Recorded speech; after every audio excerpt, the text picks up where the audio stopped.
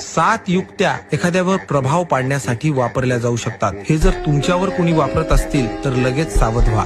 Number 1, ज्या व्यक्तीकडे सगळ्यांचंच लक्ष आहे त्याला इग्नोर करायचं, मग तो वेडा होऊन तुमच्या मागे लागेल.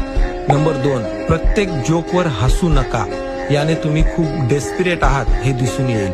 नंबर 3, तुमचा रिस्पॉन्स देण्यात थोडासा वेळ लावा. अर्जन्सीमुळे तुम्ही गरजू असाल असं दिसून येईल, पण तेच जेव्हा नियंत्रणात असाल तेव्हा पॉवरफुल दिसाल. नंबर 4, दयाळू व्हा पण जास्तही नाही. कधी कधी थोडासा कुचकेपणा इंट्रिग तयार करतो. नंबर 5, नेहमीच अवेलेबल राहायचं नाही. कधी कधी लोकांना प्रश्न पडू द्या की नेमकं हा करतोय तरी काय. नंबर 6, इतरांची स्तुती करा पण जास्तही नाही. जास्त स्तुती केल्याने तुमची व्हॅल्यू कमी झाल्यासारखं दिसून येईल. आणि फायनली नंबर 7, गरजेपेक्षा कमी बोला. मिस्ट्रीमुळे लोकांना तुमच्याविषयी प्रश्न पडतील आणि तुमच्याविषयी त्यांची